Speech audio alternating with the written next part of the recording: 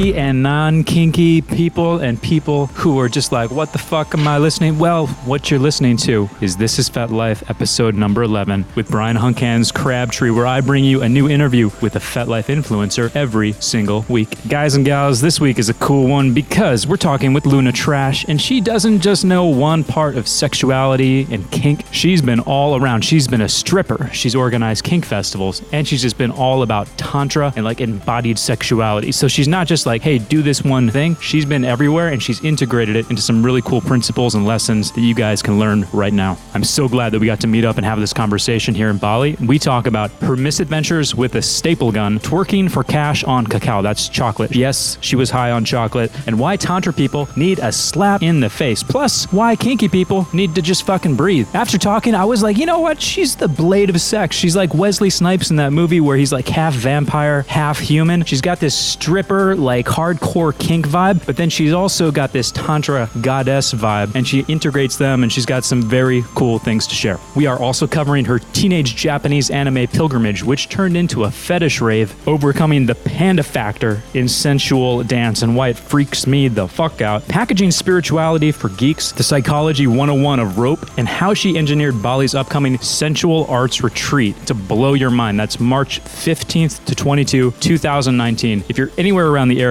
or if you're like, you know what, I want to get the fuck out of my town and go do some interesting kinky shit, Bali is a great place to experience this. Check it out, March 15th to 22. But first, listen to this interview with the organizer, Luna Trash. So I'm here in Bali with Luna Trash.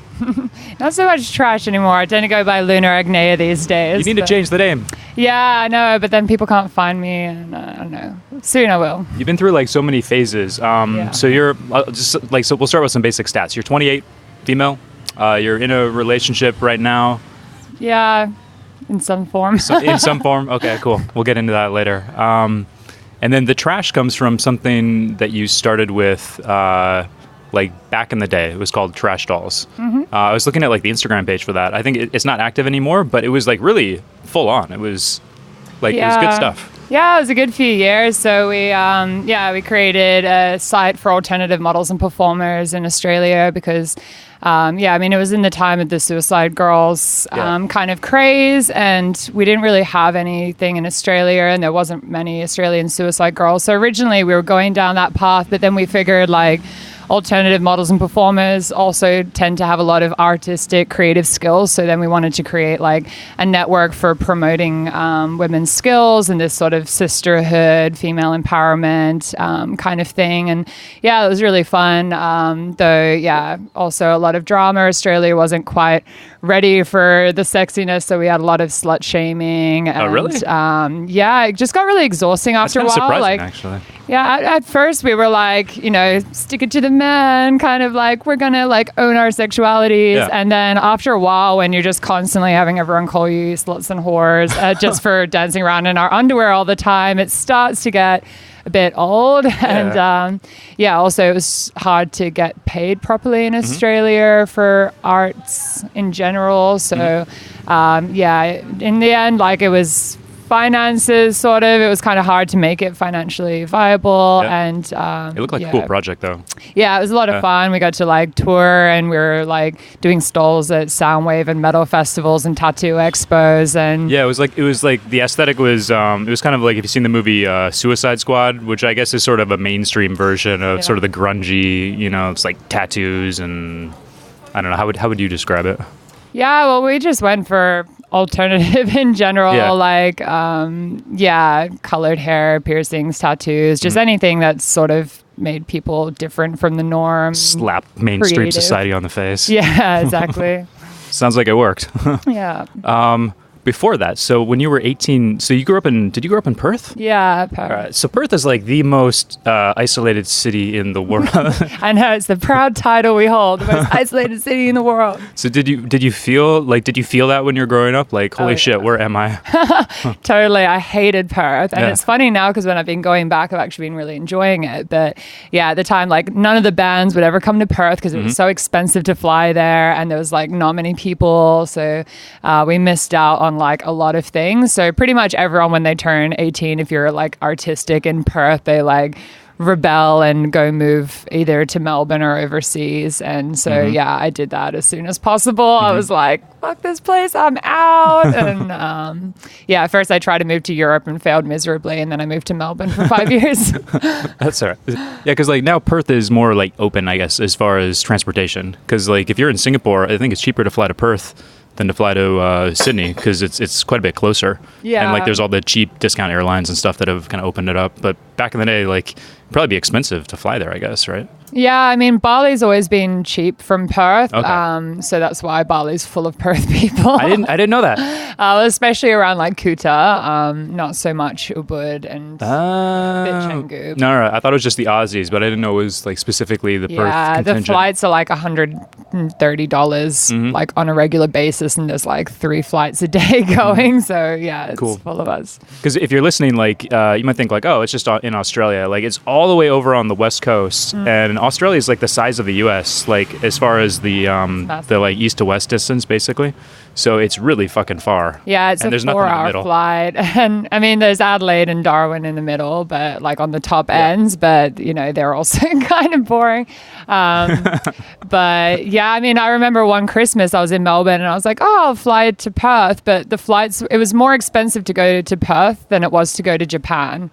Yeah, so I was sort of like, sorry, everyone, you're not worth like $1,000. And then when you get there, like how much does it cost? Like everything, all the food and stuff's really expensive. Even public transport's expensive. Like, yeah, I mean, you earn pretty decent money in Perth, but it's an expensive place for what you get.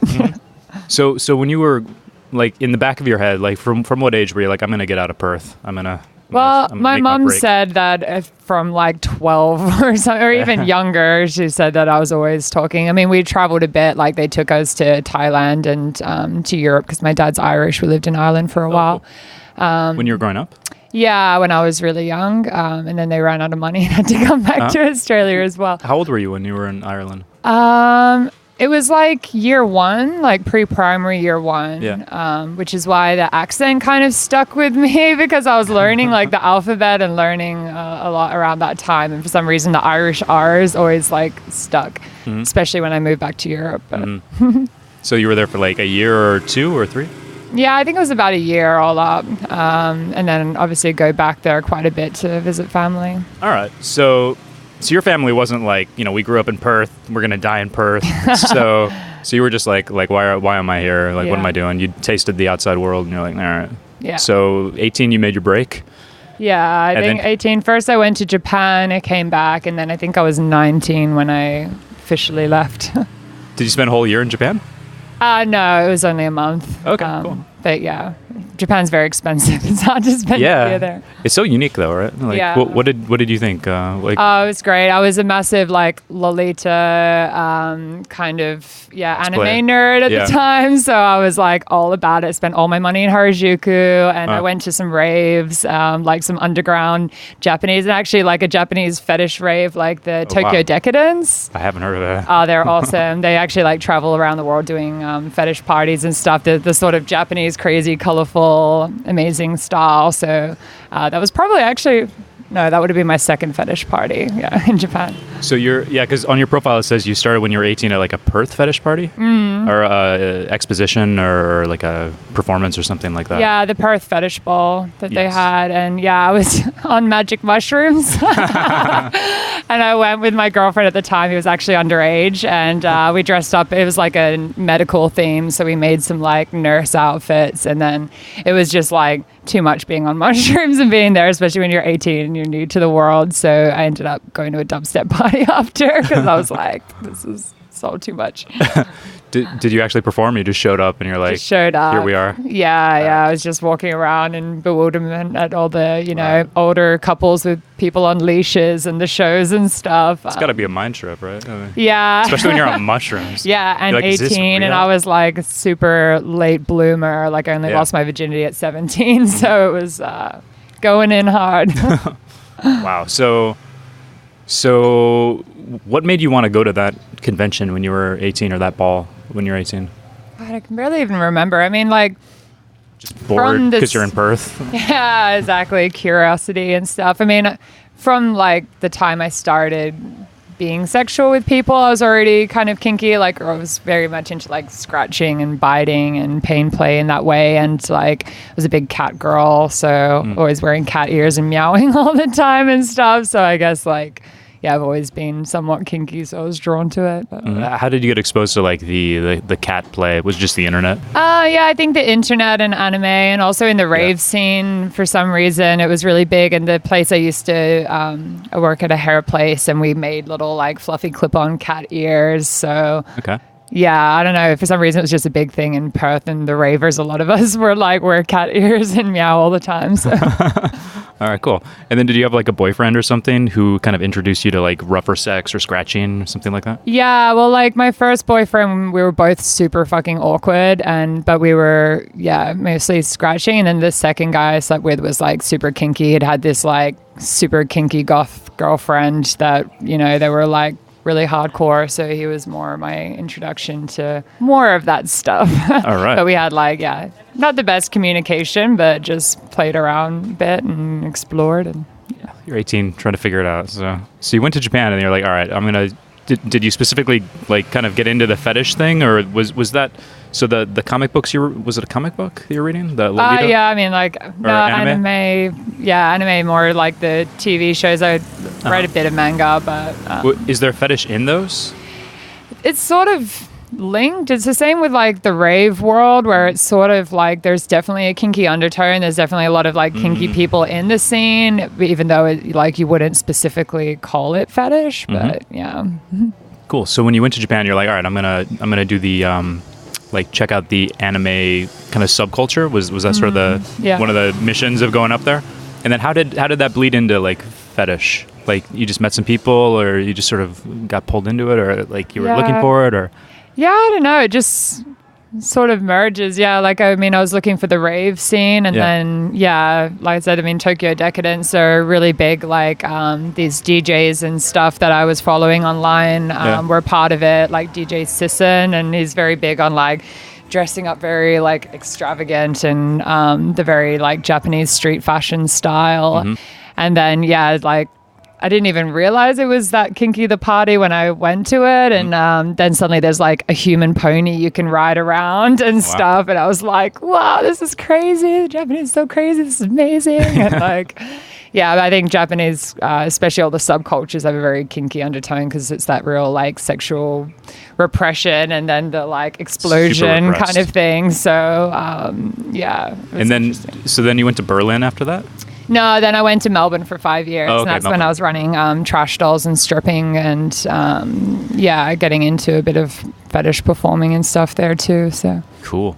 What about Berlin? That happened sometime. Was that after Melbourne? Yeah, that was after Melbourne. So at one point, like after being a businesswoman for a few years and then being like, I haven't even properly like dated much, or I haven't really been out in the world. I'm just like so focused on this business. So actually, I had a trip to the Himalayas, and then I was like, what the fuck am I doing? I'm a total hippie. I need to go, like, just run away for a while. So then I sold all my stuff and moved to Europe. And, then I sort of did a trip around Europe first, figuring out where I was going to live. And it was between Portugal and Berlin. But I just knew there was something in Berlin. I'm like, this is such a, like, revolutionary city. And there's just, like, so much happening there. And even though I wanted to leave cities at that point, I was like, I want to live in the jungle. I'm sick of city life. I'm sick of business. I'm sick of people. But Berlin's like a whole different world. So I decided to, move in there. What about it? What was so different about it? I think I was there when I was like a kid. I haven't been back.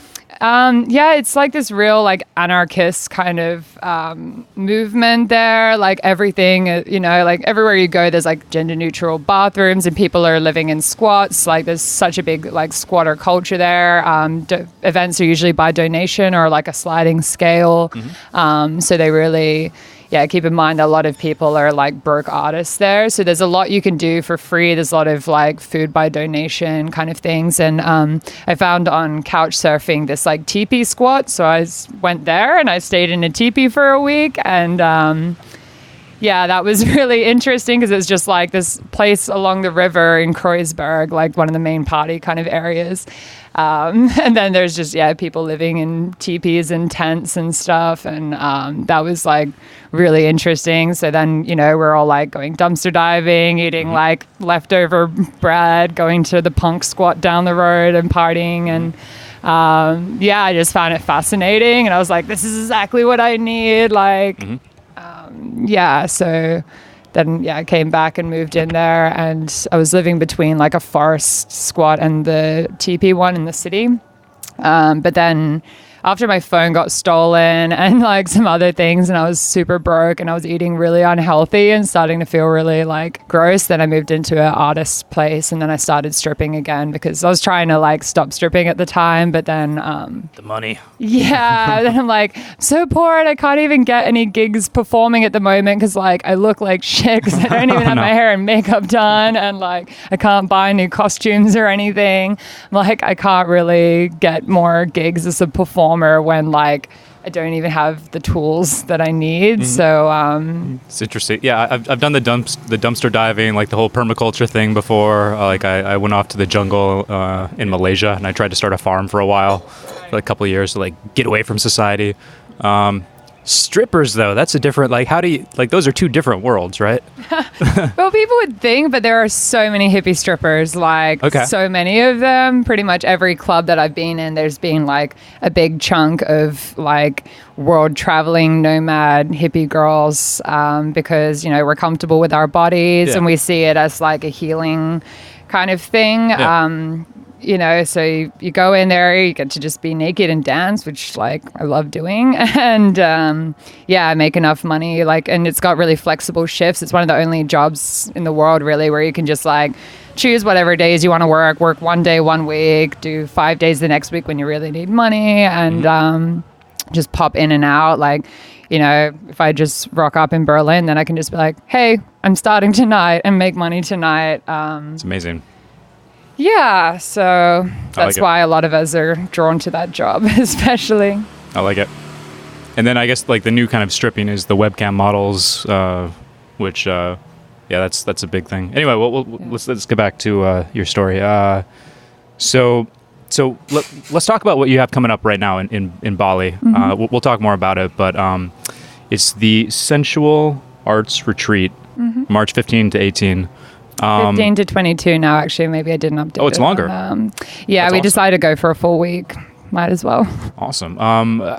So you've got people flying in for this thing. There's all sorts of workshops and like events, and it looks really, really cool. Like it's packed with stuff. Yeah. I in Berlin, I started running like because I've always been in the conscious communities and stuff like. The natural high kind of movement, cacao ceremony, dance parties and stuff, and in the kink scene. So then in Berlin, I started this event, Ethereality, which was like this, where it was a mix with like Tantra and Shibari and Kink and all that. And then that turned into a like 3-4 day event before I left Berlin. And I really liked doing that. And so then while being in Bali and, there's all these beautiful retreats and stuff happening, I was sort of like, oh, it'd be amazing to just, be able to have like a longer period of time and work on that concept. Because what I was doing was a bit more like a festival at the time. And so I wanted to see what it would be like to make it into like a full retreat where you got a lot of time to like relax and integrate and really go deep. And especially there's not many places in the world if you want to have like a deep dive into Shibari where you can go and just study it for a week and really get a good chunk of skills in a short period of time. I was looking at the different workshops you offered, and one of them was it was like ecstatic dance, and I was reading the description. It freaked me out because I was like, "Oh God, that would be so." Like I did sort of like an ecstatic dance thing once at this conference. It was not framed as ecstatic dance though. It was framed as like sort of releasing, just like social freedom or whatever. Like fuck everybody, I'm gonna do what I want. So it wasn't like embracing your sensual side. It was just like a room full of dudes. So that was like in that framing, I was like, okay, I can do this.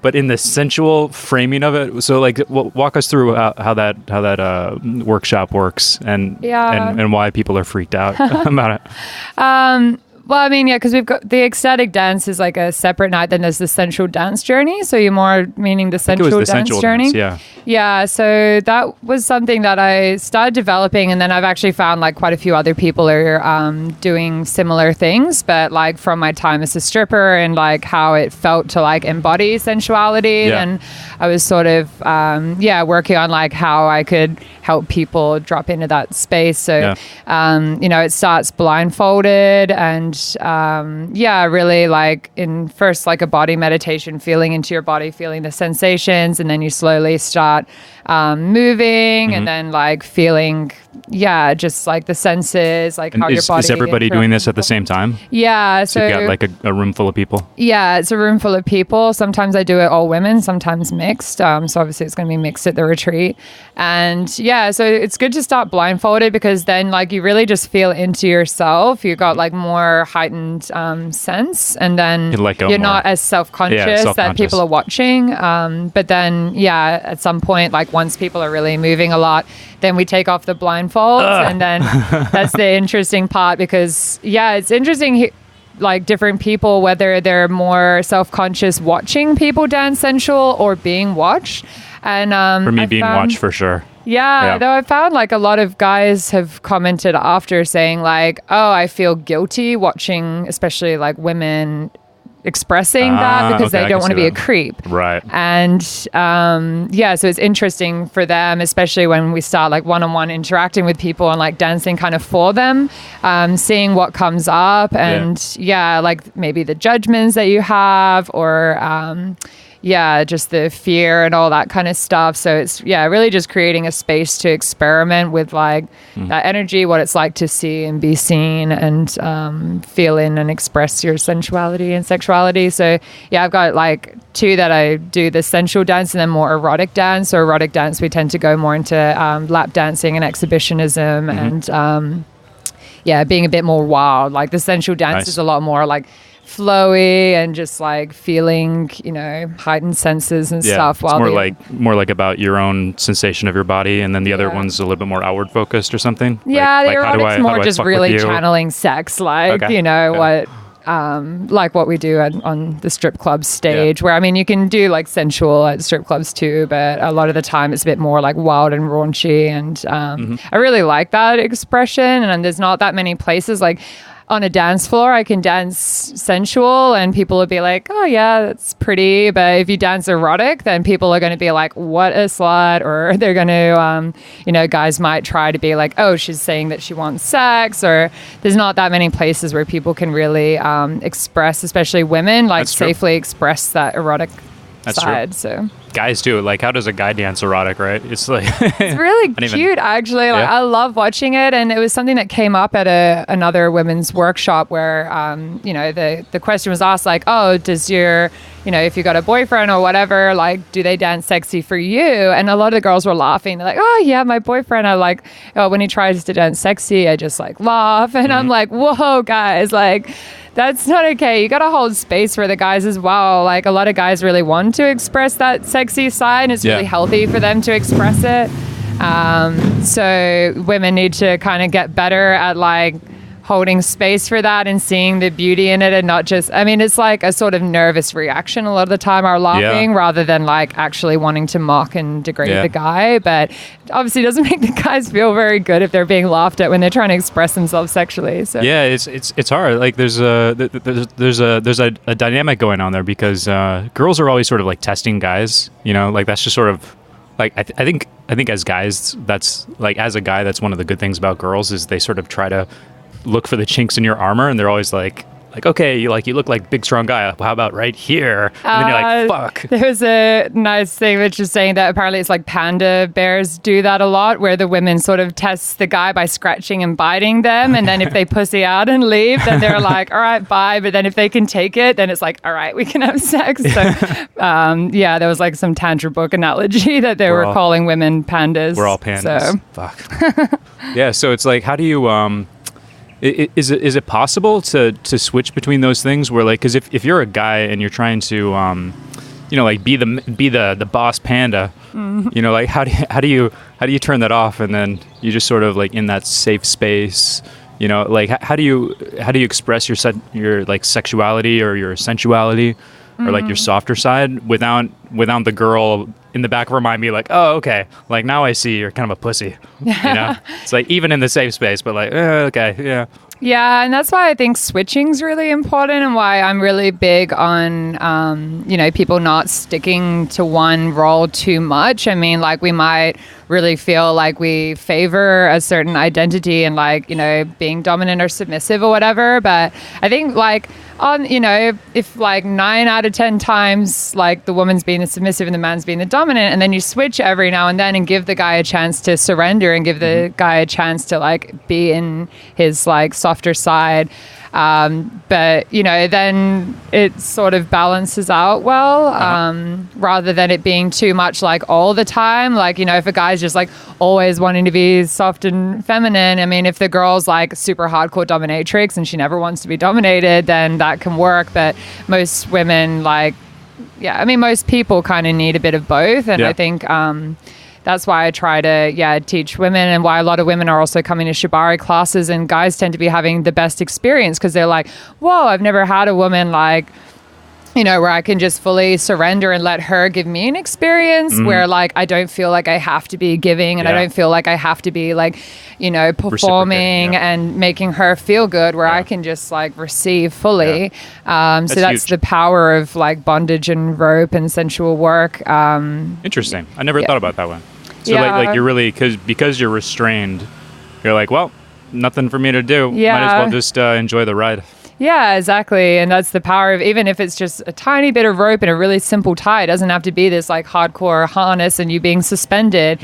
Even just having your hands tied behind your back, and just being in, having that as a tool to like help you be like, okay, I'm in receiving now. And it's also, really good for the women that tend to be too obsessed with performing in sexuality, for them to be tied as well and be like, okay, I don't have to get my porn star on now. I don't have to be like trying to be the sexiest woman, like I'm tied and I'm receiving. So that's cool. Like, because like all of the different restraints can sort of help with different things. So a girl might be like, oh, I have to like look around and be socially conscious and like blindfold, or like I have to like make the noises and like gag. I have to like touch him, like tie her up. And then she's like, okay, well, there goes that really thing. Nothing to do. Yeah, exactly. That's cool. Which workshops are you most excited about? I mean, I'm really excited to learn more shibari from Avalon. He's an amazing teacher. I'm really good at what he does, and I'm going to be doing a rope performance with him. So I get to get suspended for everyone, which I'm looking forward to again. I've done a private session with him before, and he's really good at what he does.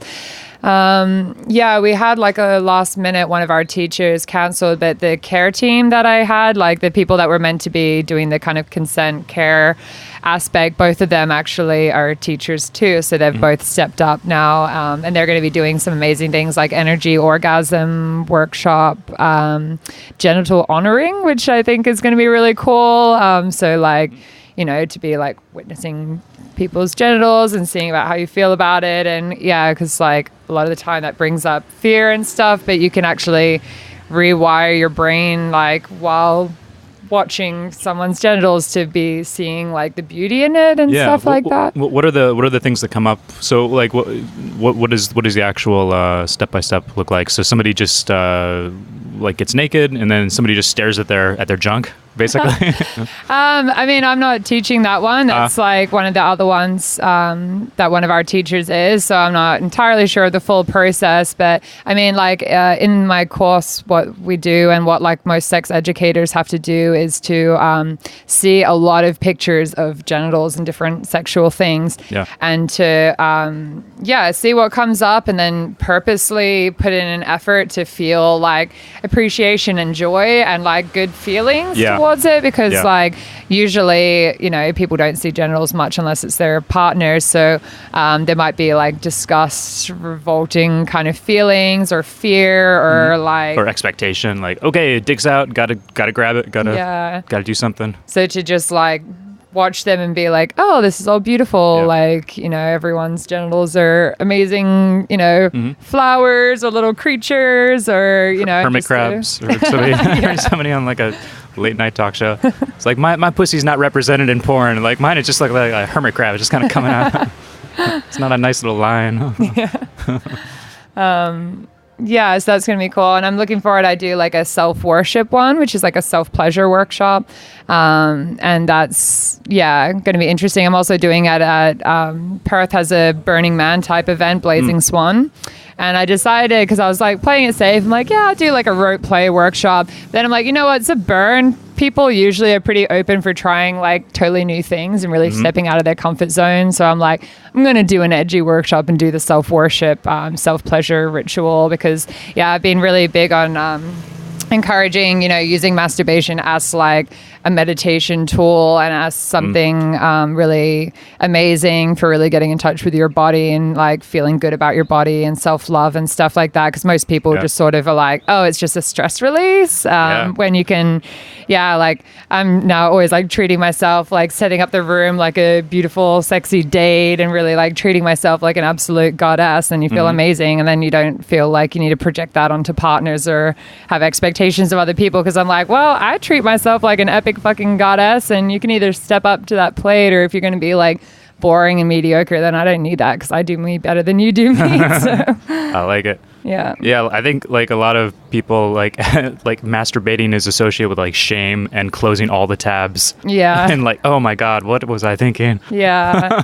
Well, that's the thing as well, is that people often escape to visual or fantasy in their mind. But like what we do in Tantra and stuff is really focusing on sensation and the energy in your body and going internal instead of external, so that your sexuality isn't based on like what you're seeing and like what's stimulating you in that way. You're really like feeling all of it. And then that like, then when you are with someone or when you are seeing things, then you have so much more body awareness and like you can make pleasure last so much longer and it's so much more intense. And it's really like sensitizing your body a lot more, which is also a big thing in kink, obviously, is playing with sensations and wanting to have like the best subspace or the best like enlightening kind of experience through pleasure and pain. So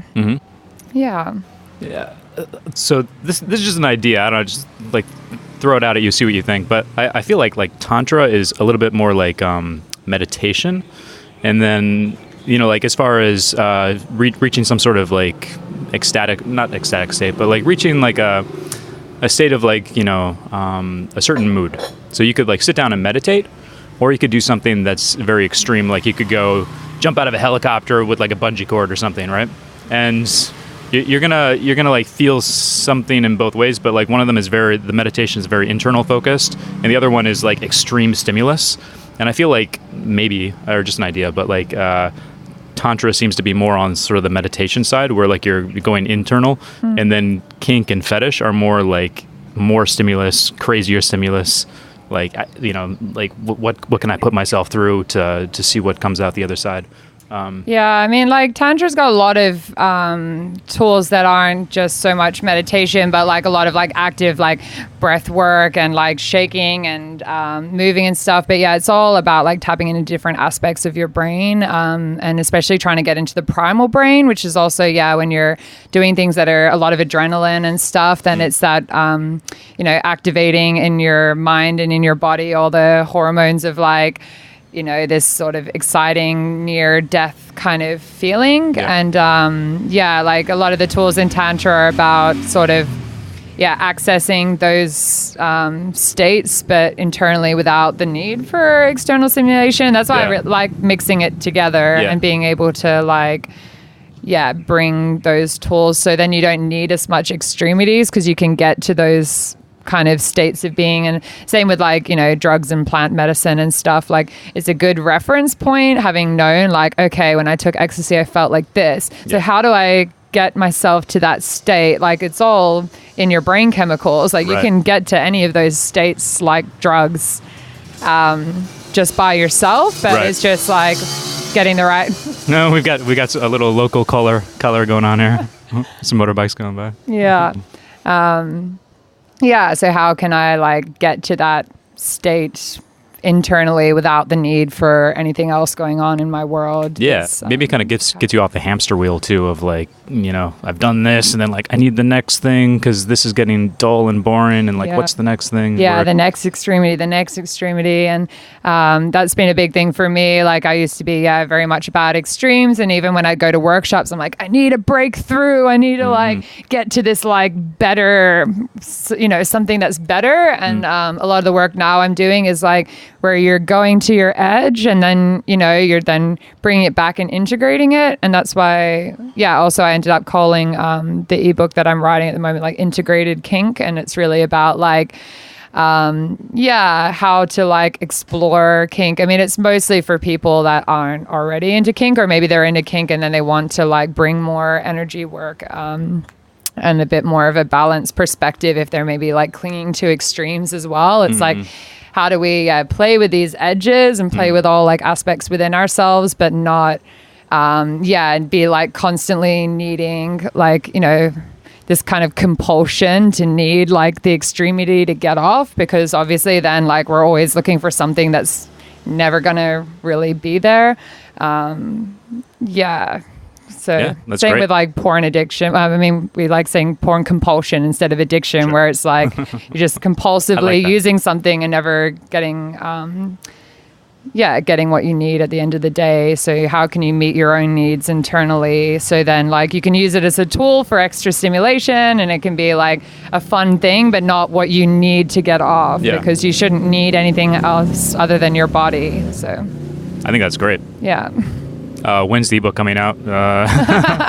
Well, like I wrote 35 pages in a day and I was like on fire, and then I was getting nearly finished, but then my parents like came home and they were like, no, you've been writing enough, we're watching movies now. And then I haven't got back to it yet. So there'll be one day where I'm just going to drink a bunch of coffee and just like smash it out. I wanted it done at the start of the year, but now I'm studying and I've got like a lot of other projects in the retreat and stuff, so it'll get done at some point. And then's the conscious hustler after that for strippers and sex workers. Conscious hustler, I like it. Yeah. All right, well, let's talk about more stuff. Cacao.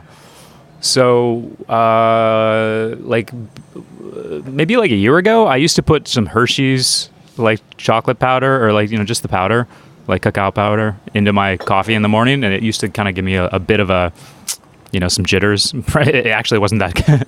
Like for me personally, I went back to the coffee, but like I could definitely feel that there was an effect. So like I've heard that raw cacao is very different. So what is a cacao ceremony? What's that all about? Yeah, so usual chocolate and like cocoa and stuff that you'd get at the supermarket, it's been so processed that it loses like a massive majority of the active ingredients. But like raw cacao beans have like heaps and heaps of active ingredients, and actually some parts that are like borderline toxic. Like if you eat a lot of raw cacao, you will feel sick. Okay. So there's a dose that's around 30 grams of pure cacao. How much is it, like from a chocolate bar perspective? How much is 30 grams? I mean, like the cocoa has been so like processed and padded out that like you'd probably have to eat way too much, and then you'd be so sick from all the sugar and other shit that they put in there. So I mean, the cacao, then it's usually like just plain cacao butter. Sometimes you sweeten it a bit. Yeah, it's really bitter. Some people like to sweeten theirs a lot so that they can handle it, but it's sort of like, if you're doing plant medicine, like it's not supposed to be a sweet cup of hot cocoa by the fire, it's like there's no little marshmallows in this. Yeah, exactly. And usually we'll put like cinnamon and ginger and chili, like, or cayenne pepper. Chili and chocolate's amazing. Yeah, especially if you're gonna have something super bitter, or if I'm putting the chili, then your brain's sort of like, all right, this is savory, and then you don't get that confusing, like, this is supposed to be sweet, why is it so bitter? But so usually like you do the cacao with like setting an intention. Some people like to do really like shamanic rituals. For me, I just tend to like think about how I want to feel or whatever. And the more I've been doing it, the more it actually is like ecstasy for me when I'm having cacao ceremonies.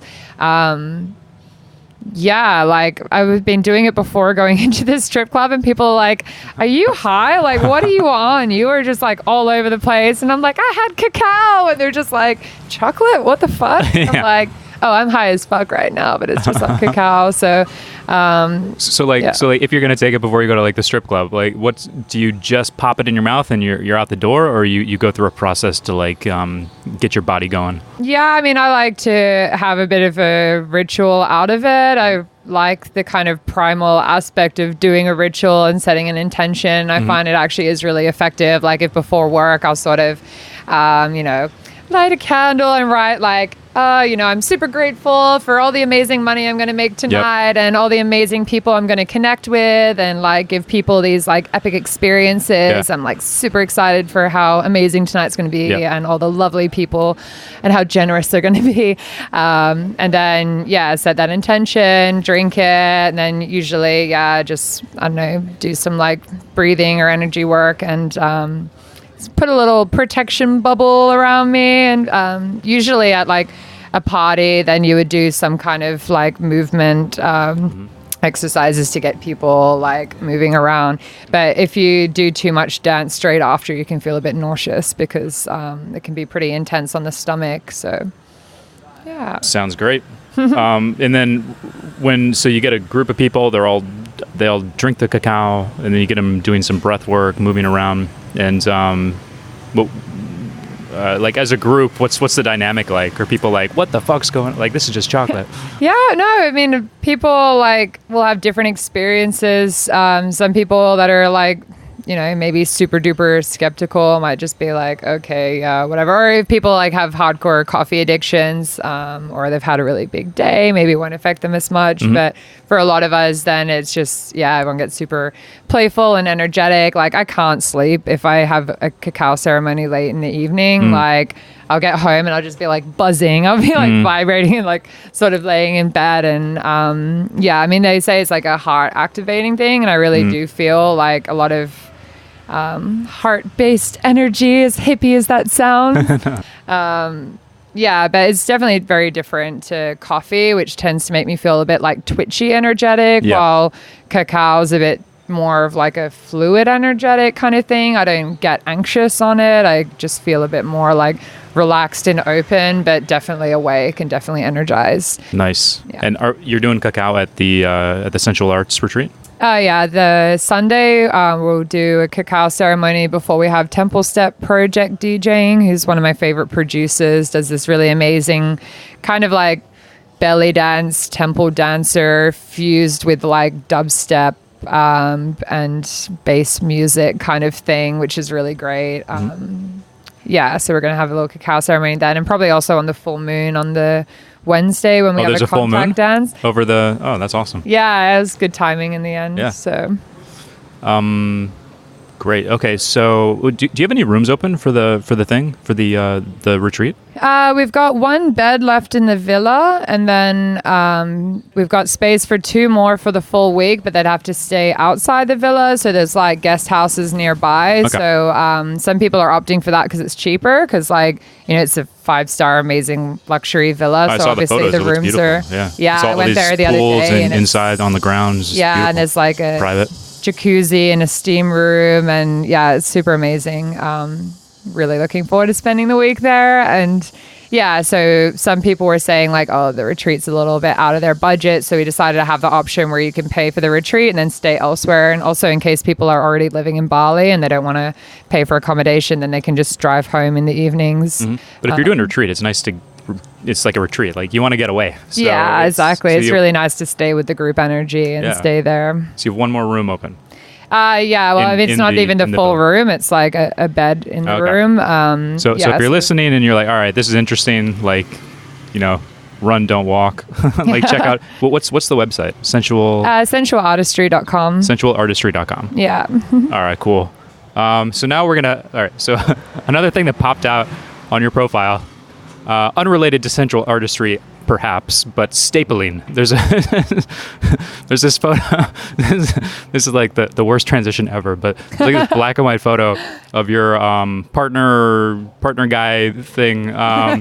He's like smoking a cigarette, and he's got like a staple, like a handheld staple thing, and he's like stapling dollar bills. That's you, right? Yeah, that was me. That was House of Red Doors. Yeah, the stapler broke halfway through the show. We didn't realize, and I was like, oh, this isn't hurting anymore. I must just be like the adrenaline from performing. But then I found out that the staples had fallen out of the staple gun, but the first few stuck on, so we still had the right effect. But stapling is like a sideshow kind of thing. Does that hurt? Yeah, of course it hurts. You try to get the shorter staples, so there's different length staples when you get a staple gun. Sometimes when I've used the bigger ones, then it's like hurting for a week after. But it's sort of just like when you're getting a blood test or something, like that puncture wound. And I mean, when you're performing, you have so much like adrenaline when you're on stage that it doesn't hurt as much, but certain areas hurt more. Like in another show, we're doing like this plastic surgeon nurse fetishy kind of thing, and then the girl was stapling money to me, and I put out my wrist and she stapled it on my wrist, and it was so painful. Like it was like swollen and it hurt for ages, while like the outside of your arm is like nothing. Because you're covered in tattoos. Because like I saw this chart of like the most painful places to get tattooed and the least painful, and like the wrist was one of the most painful. Yeah, and actually there's a lot of sideshow people as an extra money making thing. They'll do the staple thing with real money, and they'll say like the more money, the more sensitive area you can staple it to. So if someone gives them $100 bill, they'll like staple it to their genitals or whatever. And like a $5 bill is like the outside of the arm or whatever. So that's a neat trick. But yeah, that show was really fun. It was a 7 Deadly Sins themed fetish party in Berlin at House of Red Doors. And so we decided to go for greed and lust at the same time. And I was like, I'm going to do like really cheesy stripper. And then he was being like the oil baron cowboy guy. And it was just super funny. I'm just, rock up on stage. My friends are really shocked because I can be a bit shy in my like day-to-day life. But then like I get out on stage, I'm like, yeah, you like that? You like that? He's like stapling money, like, yeah, cowgirl. It was fucking hilarious. It was like one of the funnest little like installation kind of things that I've done, I think. I love House of Red Doors. If anyone's in Berlin, like they should definitely try to go. It's a really unique kind of sex positive, kinky, weird party with some of the best performers that you'll see. So very cool. Tell me about the tattoos. What's your tattoo philosophy? Are you like impulsive, or you have your 10-year tattoo plan? Well, actually, yeah. I mean, when I was younger, like I was saying with trash dolls and stuff, I was really in the like punk and metal scenes and stuff. So like as soon as I was 18, I'd already given myself a tattoo when I was like 15 or 16 with a pen and ink. And then as soon as I was 18, I was getting the one on my stomach, and I'd booked in with this really good artist, but then I got impatient, so I went with like a mediocre artist. For the one on your stomach? It up. Yeah. I thought it looked great. It's the stars are a bit wonky, and it's bled out because he was like super sadistic and really like enjoyed torturing the little 18-year-old that didn't like his first design. So God. And that wasn't the fun kind of kinky sadist. And I actually have been wanting to like laser some of them. You can always do a blast over or whatever it's called. Is that what it's called? Yeah, well, like on my arm, I blacked out and then got scarification done. But the thing is, like, these days I'm like this like floaty little hippie with all these like harsh punk tattoos. Yeah. Well, it's your journey, right? Like that's what. Yeah, but I don't know. I find the more I'm traveling and stuff, just the attention you get from it, and people just constantly being like, "Hey, nice tats," and like grabbing your body and just like invading your space just because you have tattoos, like as if it's, you know, we're best mates with anyone else that have tattoos and they're allowed to touch me just because I have them or something. Right. So that's been a frustrating reality that comes with being a tattooed woman, especially traveling and stuff. Yeah, so it's not so much that I regret, but I would definitely do it different now. And most of the things I got before I was 21 I don't really like now. But I want to get more, but like first I need to fix the ones that I don't like and sort that out. And right now, I mean, I'd rather spend my money like traveling and doing workshops and doing other stuff. Like tattoos are very expensive and I have other priorities at the moment. So do you find that like because you've moved between sort of sexuality and kink subcultures, Do you find that like the one that you're mostly in now, sort of the Tantra space, the sensual space, it's not as kinky, I would say in general. Like I think you sort of bring in different areas all together and mix them in like an interesting, unique way. But like the kind of pure Tantra people, like, do they look at the tattoos and they're like, oh, why do you have tattoos? Is it not like the uniform? Yeah, definitely. I definitely stick out in that scene. I get like pissed off and triggered all the time in Tantra workshops at just really judgmental things, especially like so many people are super shamey of sex workers or women that are expressing their sexuality in ways that are different. It's also very heteronormative. And it's a shame because like, you know, in Tantra and conscious sexuality, there's like a lot of really amazing tools that can help a lot of people. And that's why I'm working on like creating a more inclusive version that's like bridging the gaps between the communities. But even like I got some really like harsh judgments from some of the kink scene in Perth when I was like posting about my workshops, being like, the link between like Tantra and Shibari is bullshit. You're like just like trying to profit and like you're full of shit and all this stuff. And I was like, whoa, I did not expect that. Like kink's supposed to be this inclusive kind of scene, but then apparently there's like a bunch of judgment on that side too, that, you know, they're like anti-hippie energy, spirit, whatever, and then like the hippies are anti them, and it's really kind of frustrating being stuck in the middle. But like there's a lot of people that do want to embrace both sides, and so I'm getting a lot of people from Tantra scenes like coming to my bondage workshops and really enjoying it and really being like, oh yeah, like a lot of people judge this, but this is actually like really therapeutic and amazing. And that's why I'm writing this book as well, to give people a bit of perspective, especially about like masochism and sadism and stuff like that. You know, because people tend to have that idea, same with 50 Shades of Grey, like, oh, he's a sadist because his mom was abusive to him and he wants to take it out on girls that look like his mom, which is like super fucked and makes us all look really bad, you know, rather than it being like this amazing kind of almost like a scientist trying to see like where people's edges are and take them to the edge of pleasure and pain and within a consensual framework, and like test people and where that spot where pleasure and pain meet. And you know, it's a really fascinating thing to play with. And it's just such a shame that, people are super harsh about it. And it's funny in some of my workshops with the more Tantra side people, when I get them like playing with the pain and using the traffic light system and stuff. And, you know, at first I'm like, yeah, and punching. And everyone's like, why would you punch someone? I'm like, yeah, well, if you're like punching in the shoulder blades, it's like a massage. And they're all like, oh, this is fucking awesome. And then I'm like, yeah, and you can try like slapping each other in the face, like just start gentle and find where your limit is. And yeah, everyone's really like, oh, wow, like, yeah, actually, I really enjoyed that, and I was super judgmental about it. But like, especially when you're in control and you have like a traffic light system, so you're starting soft and seeing where the edge is that you're comfortable with and how far you want to go, then like a lot of the stuff isn't painful at all, you know, or maybe you do want to. And these are like Tantra kind of yoga people who like they'll sit down and they'll meditate and be very you know, like very internal focus and stuff like that, but then slapping, like how do they think about that? You know, it must be hard for them to even understand, like why, like what's the deal?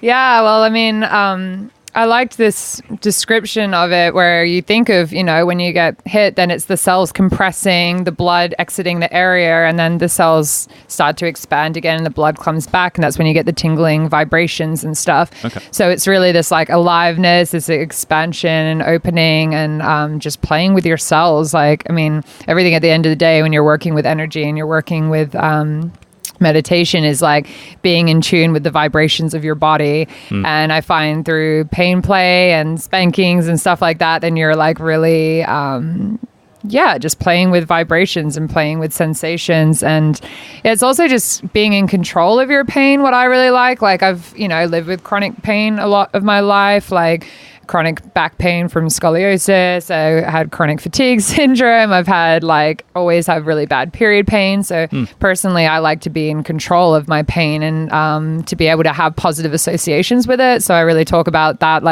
when you can consciously make pain into a pleasurable experience, then it can really change the way you look at pain. So you're not fearing it. And a lot of people in the conscious communities, they're like, everything love and light and no pain ever. And just going to transcend myself to ecstasy. It's like, just that's not reality. All right. We're in the pain realm. Pain's a bit of life. So you might as well try to have a good relationship to it and explore on your own terms and not just when, you have a scooter crash. Yeah. It seems like I mean, this is overgeneralization, but the Tantra people, they seem to sort of wall off certain, certain experiences, and they're like, all right, this is the good Tantra stuff, and then everything outside of there, let's not think about it, let's not talk about it. Shadow. Everything's shadow, and it just makes me walk out of workshops sometimes when I start hearing this stuff, because it's also this spiritual ego of I am better than, and same when people I used to, have sex with a bunch of people and now I only will have sex with one person, and they start sounding like Christian prudes. And I'm like, yeah, well, you having sex with a lot of people, I mean, maybe you fucked up a bunch of it and didn't like some of it, but that got you to where you are now, and you wouldn't be where you were if you didn't experiment before. So even though now I'm a bit more picky and selective with who I sleep with, it was all part of my journey, and it was all exactly what I needed at the time to get me to where I am now. So I just, some people probably think the way that I defend people wanting to be slutty or express things, they probably think that I'm sleeping around a lot. And I'm like, oh no, just because I'm not doing that doesn't mean that I think that I'm better than people that are. Right. And I just see a lot of this it's if you're for gay rights, doesn't mean that I suck dicks. Just you guys can suck dicks, fine. I don't suck dicks, that's okay. Yeah, but I don't want to stop you sucking dick, and I'll fight for your right to suck whatever dick you want, man. Exactly.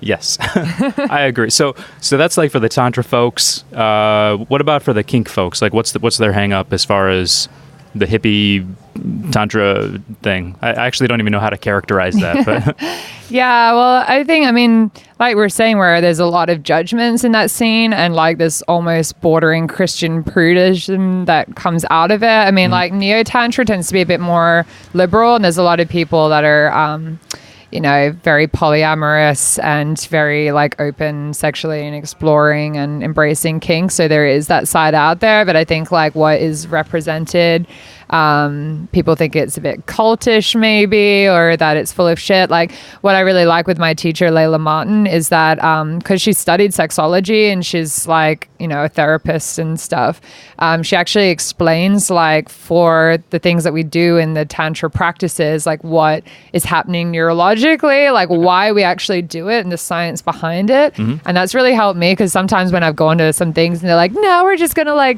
thrust and grunt for an hour, and then I'm like, this just feels really culty and weird, why the fuck am I doing it? But then I actually find out all right, the breathing and the grunting and sounding is actually activating your primal brain, and the thrusting is moving, getting the energy working around that area. So then you're unlocking the primal sexual brain and getting rid of the cortex control so that you're not overthinking. And, all this understanding of what's actually happening has really helped me personally to embrace it, and what I get good feedback from in my workshops and stuff from people that aren't from the conscious scene is they're oh, that was actually really grounded and made sense. And I think that's really important, is to not just be just trust me and do this weird funky chicken thing and you'll feel great.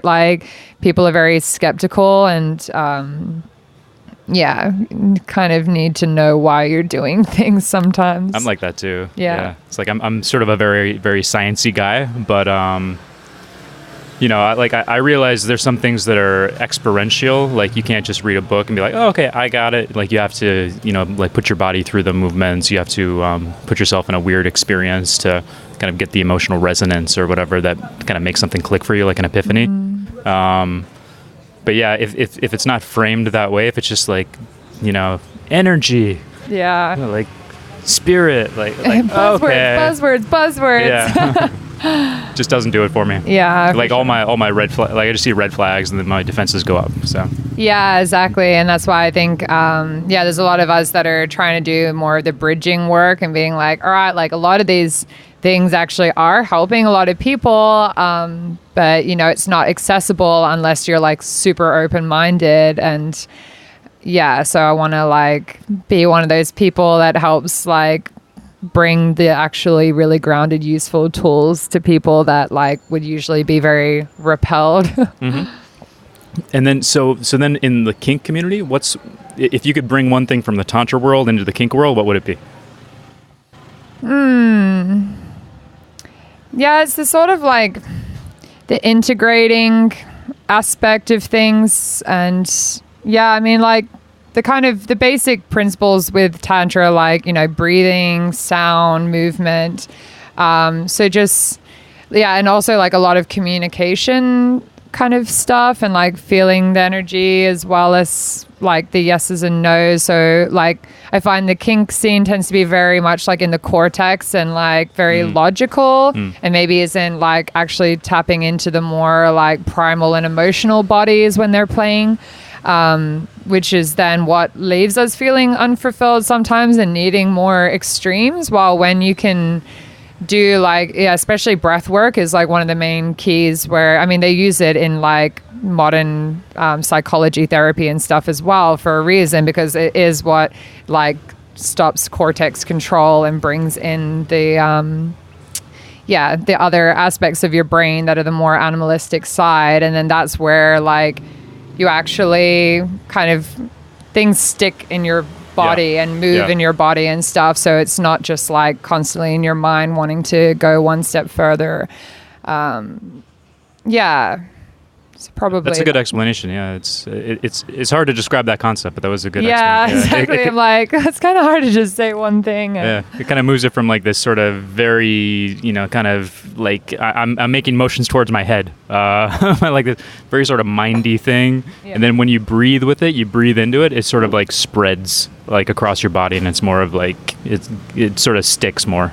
Yeah, and then I think also like I was saying, being a bit more open to switching, a bit less stuck to labels. Like that's one thing that I see a lot in the kink scene is people over-identifying with a specific thing. And while it's great when we find like, I really love being a slave or I really love being a dom or whatever, like if we cling to identities like that, then like we all have so many more aspects of ourselves. And if we put ourselves in a box, which people do with labels all the time, they like put themselves in this small little box and then they don't get to explore all the parts of themselves because they've really like clung to that identity. And then they also get very like defensive at anyone questioning that identity. And they've invested in it like financially, like they have the whole wardrobe of like being a like little or like a baby girl or whatever. It's like they open up their closet, there it all is, and like, oh, we'll have to, I don't have any dom clothes, how am I going to be a dom?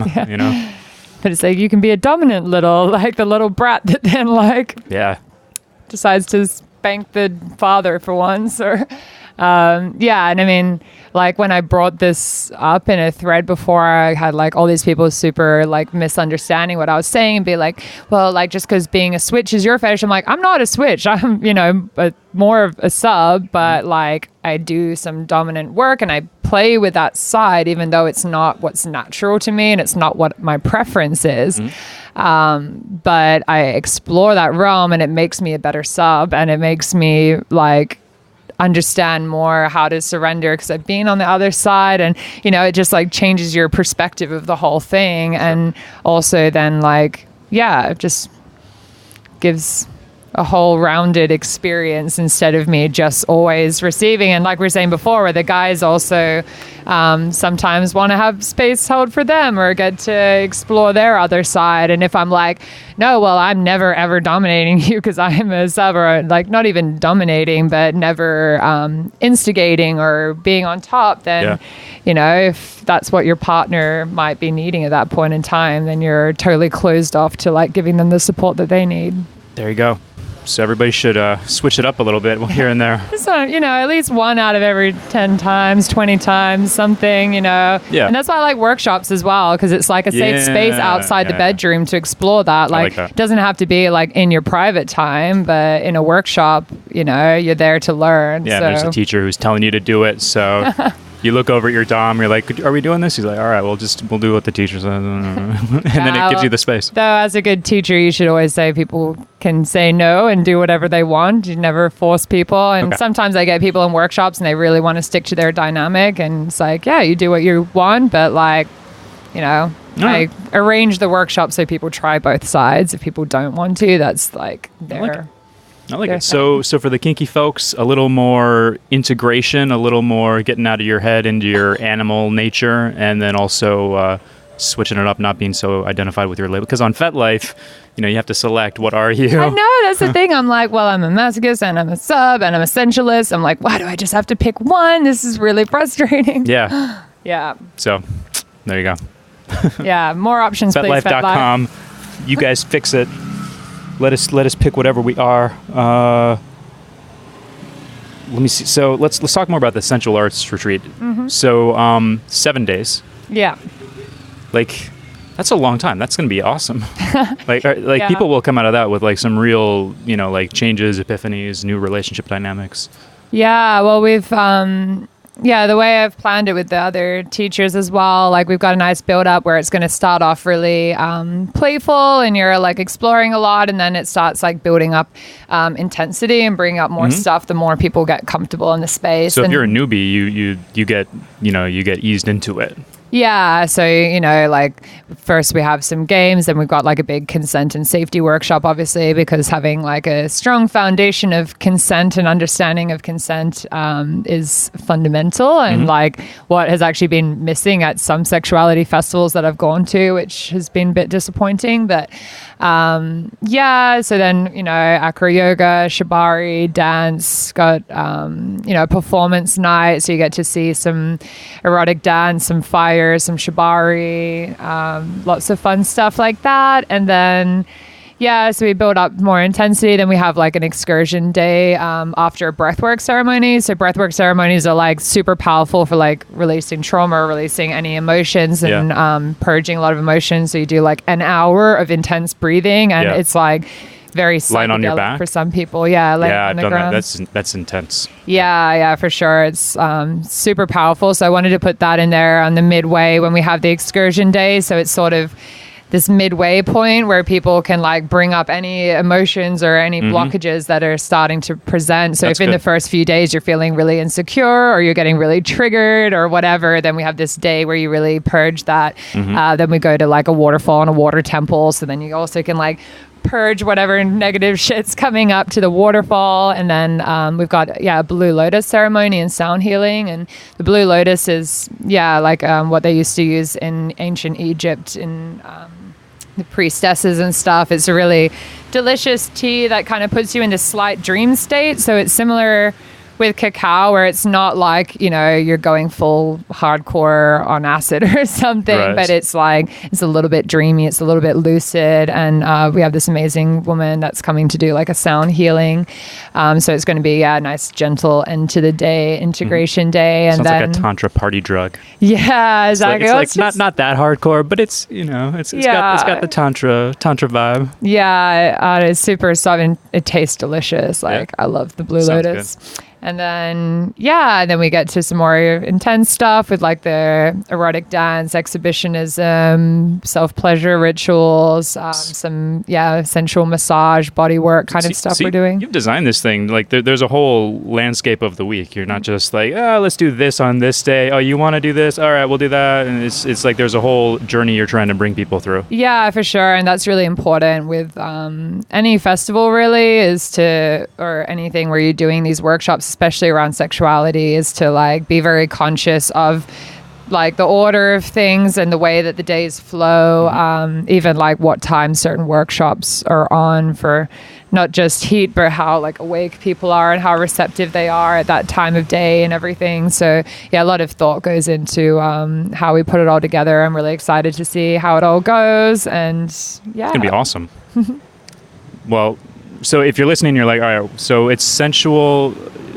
Sorry, what is it again? I want to get the .com right for everybody. Yeah, just sensualartistry.com. Sensualartistry.com. Yeah. All right, cool. And yeah, we also have weekend passes. So that's especially if people are in Bali and they're interested, they can come for Friday night, Saturday, Sunday, and then like the workshops during the day on Monday and then leave.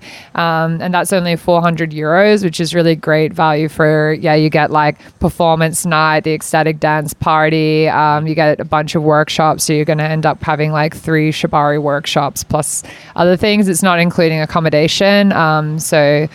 Yeah, but it's a really great value, good opportunity if you want a little taste test and you're not really ready to invest in like a full week, but you want to learn some cool skills and join us for that.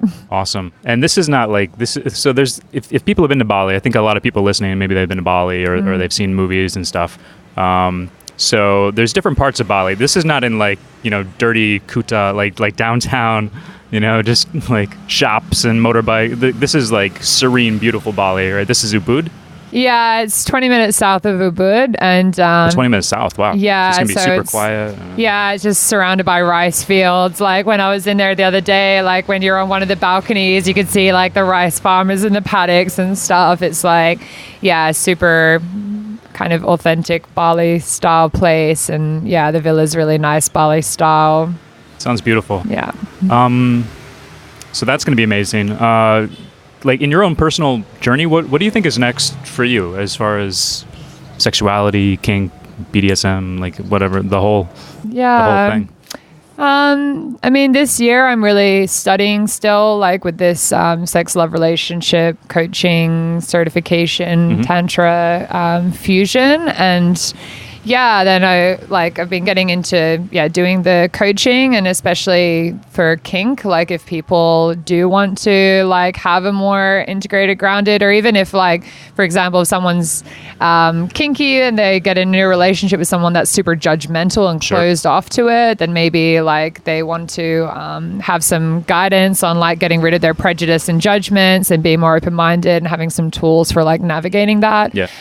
So you do like online coaching or in person? I mean, it can be in person or it can be online, and doing sensual arts sessions, which is sort of like usually with shibari. Some people don't get shibari, but doing it's like some work with like energy and kink play and sensation play, which is great for people that want to experiment with either going on the more like softer energetic side, or maybe if someone's usually on the soft energetic side to like bring in some like pain and bondage. I'm really like passionate about doing those, but I travel a lot, so it's sort of like catch me if you can for those kind of sessions. But I've been having so many women wanting these sessions so far, which is really great because especially people I wouldn't expect, the very like good girls, and they're like, can you please tie me up? And I'm like, sure. And then I'm still deciding if I go back to Europe next year, if I maybe even stick in Australia. I've actually been having a lot of fun in Australia lately. But doing more retreats and ideally a Sensual Arts Festival. Like I really like doing the bigger festivals. I know so many amazing teachers over my years that teach amazing things to do with sexuality and kink and Tantra and all that kind of stuff. So I even had someone suggesting that they know a private island here in Bali where we could even maybe do a festival. So that'd be amazing. That would be really cool. Like having like a bunch of different workshops going on at the same time and a much bigger energy, I think would be really fucking cool. Be crazy. Yeah. I would love that. I always had the idea of a sensual arts club as well, but like I don't want to stay in one place. It's harder. So it's a big commitment. It'd have to be a big city because like the demand, or it'd have to be a tourist city or something where people come in and out. Yeah, we were going to start it in Berlin, but then ended up leaving, and also they brought in all these new anti-sex worker laws and stuff, which also included Tantra and kink. Gotcha. So it was like really bad timing because we'd started like talking to people like, like maybe once a month we start playing with this idea so then we can like build it into a thing. And then they just brought in all these laws that were like, arm of the law. Even if you're like a Tantra worker or a dominatrix, you have to like go to the police and get like an ID badge, and then you have like compulsory like mental health checks and stuff. And it was just really like... So if you're like, let's do this once a month, see how it works, it's like it's too much of a hurdle for everybody to even do that. Yeah. And I mean, like, it was one of those typical laws where they're like, it's trying to protect the sex workers, but it's totally fucking everyone over because obviously, like you don't want to have your name with the police as being an escort if that's what you're doing. Especially as the German police that likes the papers. Yeah.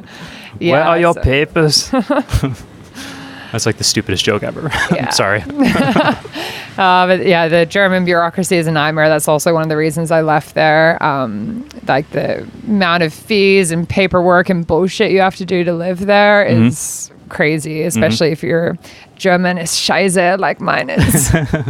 So one of the perks of being a nomad, you're just sort of a tourist everywhere. You're just gonna bounce around and do your thing, and then you bounce to the next place. I was a tourist in Berlin for 3 years. Yep. All right. Cool. Well, thank you so much for chatting with us. Wish you the best of luck. I mean, I know this Sensual Arts Retreat is going to be amazing. So I'm just glad you organized it and you're helping people, like get a good, well-rounded idea of sexuality, kink, relationship dynamics, and sort of mixing it all together into just one place where they can just learn, the map of the land without kind of going into little subcultures and learning a little bit, little subculture here, learning a little bit, but getting the whole idea of what's going on. Yeah, it should be a nice, well-rounded experience and also super relaxing. And really looking forward to it. And we're definitely calling in a couple more ladies right now. It's funny. Usually my workshops are like 90% women. Okay. It's like, I guess it's like my aesthetic and stuff, or just like the way that I present things is usually all women, but we actually have more men than women. And there's actually a lot of really gorgeous, attractive, conscious men coming, which, I'm not allowed to play with because I'm the teacher. So if there's some ladies out there that want to learn some awesome skills and meet some incredible men, then I highly recommend you come join us. All right, girls. Don't go out to the clubs. Yeah, girls are always complaining about trying to find the good guys. Well, we have a lot of good guys coming to this retreat. Good in many respects. Yeah, exactly. All right, you heard it here. Well, thanks so much for joining us. All right, thank you. Thanks for listening, and I want to thank my sponsors. I'm just kidding, I don't have any sponsors. I'm just doing this to connect with people in kink because I'm pretty vanilla and I want to figure out what all this kinky shit's about. If that resonates with you, join me on the journey and subscribe so you get all the next episodes. And you can also join in on the conversation by going to fetlife.com, finding my profile, Hunk Hands, like a hunky guy and hands with an S, Hunk Hands. And on my profile, you're going to see a journal entry with the show notes, and that's where you can comment, you can tag friends, you can like, and you can interact. So if you haven't already done it and you want to follow the show, hit that subscribe button and get all the next episodes. And thanks to I Hate This Place for the show music. See you next week.